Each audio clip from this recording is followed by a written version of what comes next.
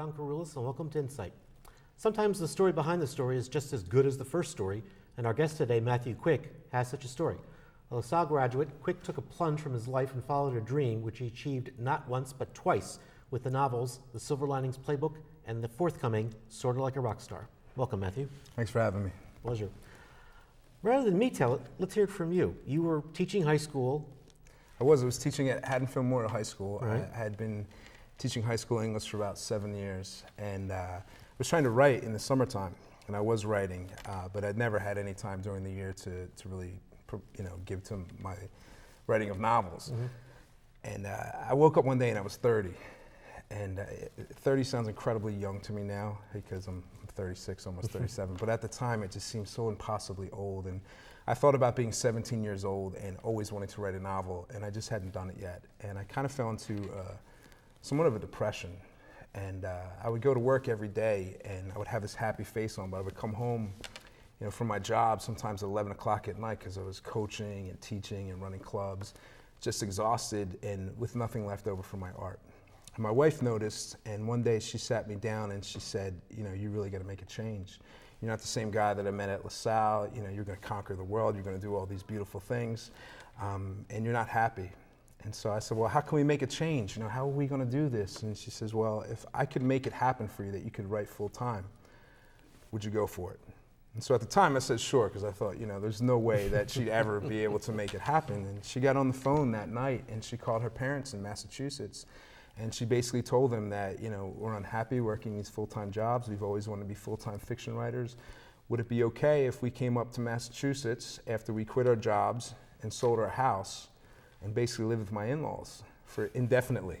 And to everybody's shock, my in-laws said, we want you to be happy. If art is your passion, you should pursue it. Just come on up. And so I quit my tenured position at Haddonfield Memorial High School, shocked everyone. Alicia quit her job at Bryn Mawr College, and we went to Massachusetts, and I started to write full time. And it was a crazy, wild thing to do, and so many people told me not to do it. But here we are today, and the 2 books are here. When you talk to your in-laws now, I assume you don't still live with your in-laws. No, I don't. I've successfully navigated my way out of their house. Okay. Your first book, Silver Linings Playbook, where did the idea for this book come from, and once you moved into the in-laws' house, did you start writing it? When I moved to Massachusetts, I started to attend Goddard College's MFA program shortly afterwards, and I was doing a lot of work, a lot of writing there. I was writing full-time in the basement, in my in-laws' basement, because Goddard's a low-res program, so you go there a couple weeks a year, and then I would be writing. And I was writing very, very literary stuff at the time. Mm-hmm. And one day I was running, and I was kind of depressed because my Goddard work wasn't going so well. And I looked up and I saw this beautiful cloud, and it was silhouetted, behind the sun. There was this beautiful silver lining. And I thought to myself, what if it's a sign from God that things are going to be okay? And at the time I thought, that's a crazy thing to think. But as I was running, I said, well, why don't you just pretend that this is a sign? And I felt myself feeling very euphoric about that. And I thought to myself, well, what if there was a guy who was in a situation in his life that actually believed that for real? Where would that take him? Somebody that believed in signs of looking at clouds. And so the Silver Linings Playbook started to form from that idea right there. Mm-hmm. It also is about fathers and sons. So I had written an essay in my mid-20s about my own father and the difficulties of navigating that relationship. And part of the book grew out of that. Part of it grew out of my passion for the Philadelphia Eagles. Mm-hmm. And so but it's not a football book. It's not a football book, and that's been a little bit of a problem because mm-hmm. people don't know how to label this book. Originally it was kind of labeled as a football book. It's really not. It's about family. It's about a guy trying to put his life back together. It's about a guy who thinks his life is a movie produced by God. And if he becomes a good enough man, that God will return his estranged wife to him. And so you see that there's a little bit of a tragic element as well. It's a guy who's a little bit delusional, but very optimistic. But from that initial thought, seeing the silver lining, how much time was it, or how did it develop that everything coalesced into what became the book? Well, I had this idea, I was running and I thought of the idea, I believe it was in the summer, and I thought, what if I wrote the book as the Philadelphia Eagles season progressed? And I had read a lot of Hunter Thompson, gonzo journalism, how he would mix reality with fantasy. And so what I did was I wrote the book during the Eagles season that year. And as the games progressed, I wrote them into the book. So if the Eagles won, they won that week. If they lost? Exactly. That would affect the mood of my characters as well. So it was a little bit of an experiment in gonzo journalism. And it was a very interesting way to write because I was on deadline every week. I'd write up to the game, and then I'd have to figure out what happened in the game, and then I would have my plot advance for the next week. Okay. 3 years in the basement. Yeah. Is that how long it took from the idea until the manuscript was done? You thought it was done? I actually wrote several. I wrote 3 books in the basement. This was the 3rd. And I started it in August before the Eagles season that year, and I finished in January. I sold the book. I think it was March is when we sold the book. So, people will say, like, oh, you wrote a book in 6 months. Like, that's really fast. And in some ways it is. But I always answer that, this book I've been writing since I was 16. It's just all of the work that, it goes into that. People say with your first book, you have a lifetime to write it. In your second book, you have a year. So you put everything into the first one, and then you have to regroup. We'll talk about this a little bit more, but how autobiographical is the book? You said family and your father. Yeah, it's interesting because the book is fiction. It's complete fiction. But I think any fiction writer will tell you that their fiction is informed by their own life. So there are a lot of things, and it's interesting because different people will read different things in the book. Readers bring a lot of themselves to the book as well, and so it's definitely informed by my life. My friends and family see things that they definitely see are me, but again, it's fiction. Okay. What did your in-laws think of it? If you're putting you up for all that time. They're beautiful, beautiful people, and they never once asked me if I was going to get a job, or they saw me going down into the basement and working literally 12 to 15 hours a day. They saw me working so hard. And when I told them I had sold the book and we got the movie deal and everything else, I think they were euphoric, but I think they were also a little bit amazed too. like how did this happen? What's coming out of our basement? So.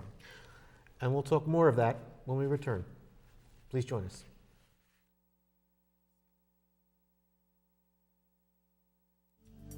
Welcome back. We're talking with LaSalle graduate Matthew Quick, author of the novel The Silver Linings Playbook and the forthcoming Sort of Like a Rock Star. Matthew, there's an expression in the publishing industry, you can't publish a book unless you have an agent, and you can't have an agent unless you published a book. So what was this process like for you?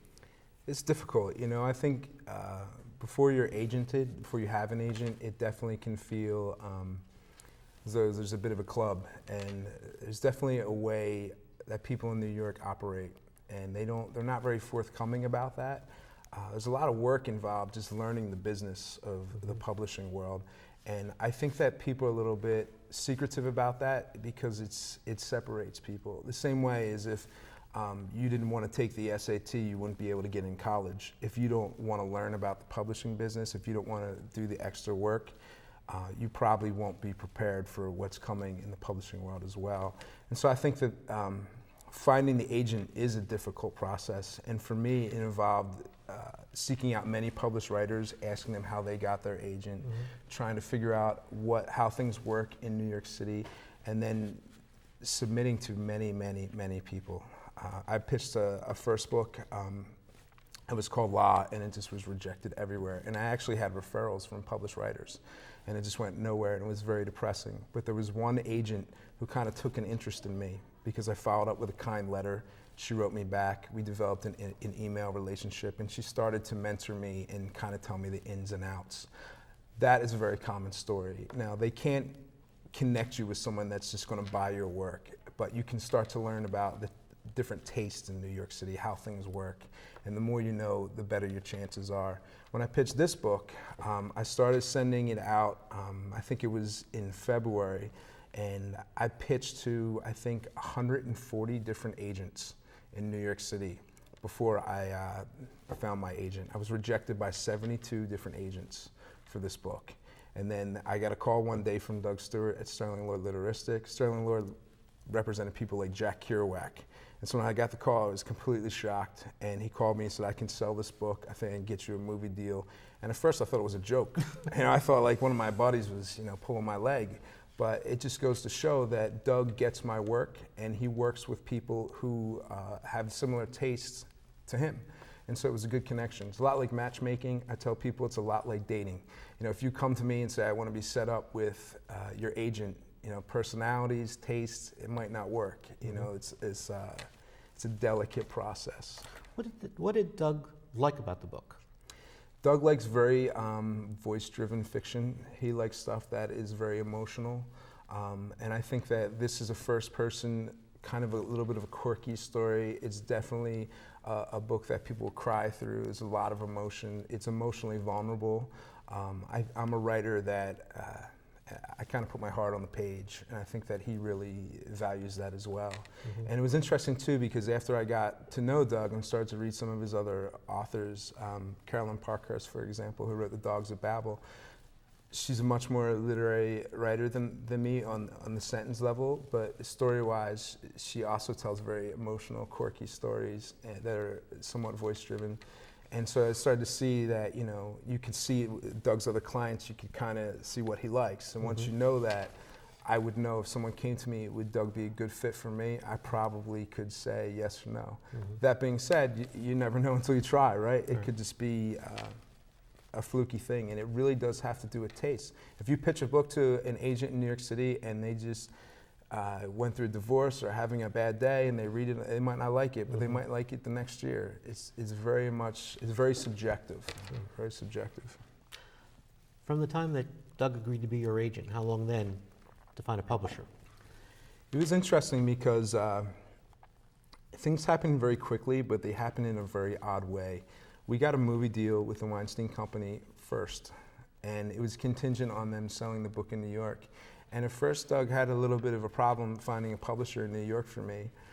And then he sold the book in Italy, which was very strange. And we had a phenomenal contract in Italy. And then one day, the Italian publisher who lost the bidding war in Italy came to New York and had lunch with Sarah Crichton, my publisher. And she said, "What's on the market?" And for those of you who don't know, Sarah Crichton, she has her own imprint in New York City. She's one of the best editors to work with, very prestigious. And she asked this Italian man, what's good on the market? He said, "Oh, nothing's good." She said, "There has to be something good." And Sarah told me this over lunch. She said, this beautiful man in an Armani suit said, "There's one good book out there, and it's the Silver Linings Playbook. You should buy that book." Next day, Sarah called my agent. He hadn't even pitched to her, and requested to read the book, and then she bought it the next week. So it was just, all the way to Italy and back again, to get this book deal done. And it just shows you just how, in some ways, surreal the process is. And unbelievable. In when you tell that story, do people believe it? And people will say, there's a saying I like to say, the harder you work, the luckier you get. And people will say, wow, that was a really lucky story. But I also contacted, 140 agents first. I wrote 4 novels. I dedicated 3 years of my life working 16 hours a day, usually 7 days a week, to try to make this happen. So I firmly believe in this saying, the harder you work, the luckier you get. And I think this is a good example of that. Mm-hmm. We'll talk more about it in the next segment, but the way the novel ended up, are you happy with it? Through the editing process? Actually, Sarah didn't do much editing to this at all. This is pretty much the way that I wrote it, the final process. So I'm actually, I'm thrilled. Okay. So all right. Yeah. We'll talk about Matthew's next novel, Sort of Like a Rock Star, when we return. Please join us. Welcome back. We're talking with Matthew Quick, LaSalle graduate and author, and his latest book, Sort of Like a Rock Star. Matthew, you taught high school for 7 years, so you saw lots and lots of teenagers. I did. And a teenager is the focus of this book, right? Yep. So what gave you the impetus to write about a teenager, and a woman teenager at that? It's kind of funny. Amber, my main character, our protagonist, is named Amber Appleton, and just one day I started hearing this voice, and I just followed the voice. And when I sold the book, I was invited to go up to Little Brown, and my publisher in New York, and I started meeting everyone who read the book, my editor included, and they all started to say to me, "You're the best 17-year-old woman's voice. And I thought, this is very bizarre. Like, how does that happen? A lot of people have a tough time believing that a man wrote this book.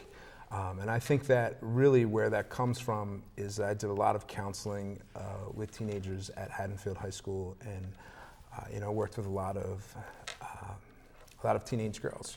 I listen to them and I pick up on how they speak, what's important to them, and so I think that really did inform the book.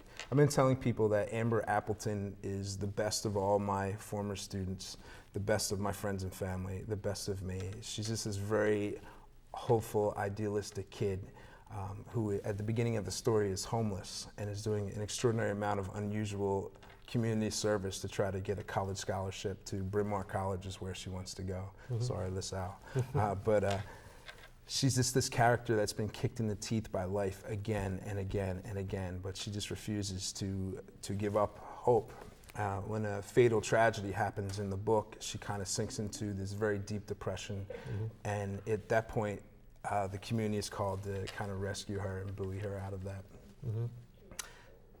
Now, the book is being marketed or sold as a young adult novel? Yep, absolutely, it's a young adult novel. Okay, but for someone like me, who's been a long time since I've been a young adult, do you think that your market is there for an older market? Absolutely. Most of the people who have read the book are adults, obviously, in the publishing world, and I've gotten some really good email responses just this week from both teenagers and adults. Some of them have said, I haven't been a teenager for 50 years, but I loved your book. And I think that, any story it's about people. We've all been teenagers before, and this is a story about a 17-year-old young woman, but it's also the story of coming of age process that we've all been through, and we all can relate to. Why a woman? Why a girl? It wasn't really a conscious choice. When you start to create characters, they just sort of come to you. It's like, and I'm not one to talk about writing in terms of, magic or myth or whatever, but I think that once you have a story, and I write very voice-driven stuff. The voice really dictates where the story is going to go.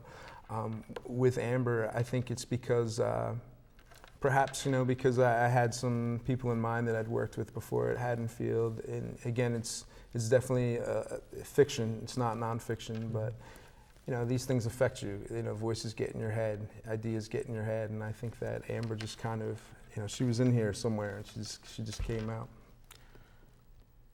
Writing to try to get your first book published is probably one experience. What's it like when you've had success the first time, or at least you had your first book, and now you have to follow it up?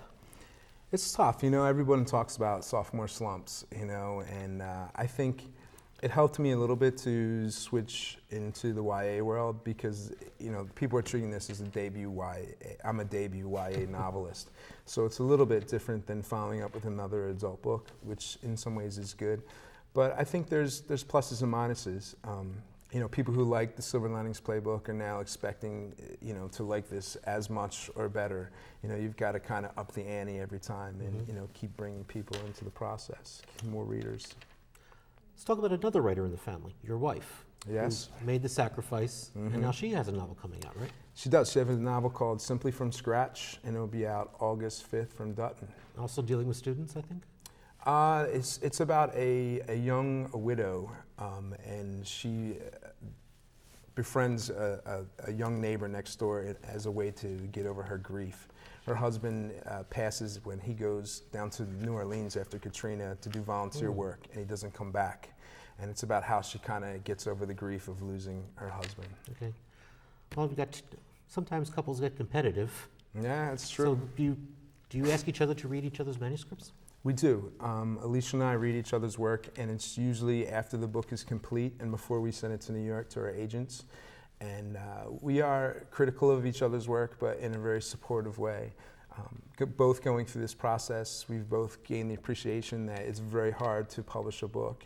And so while we definitely edit and help and critique, mostly it's about support, and what's good for her career is good for my career and vice versa.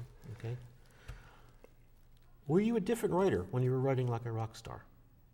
Had the success of the first book and the experiences, were you the same writer, new story, or new writer, new story? You know, I think that Hemingway used to talk about, you know, writing one true sentence. And I think what he meant was without pretense, you know, to write something that was authentic. And when I read these two books and my friends and family read them, I think the people that know me best will say, you know, these are Matt Quick to the core.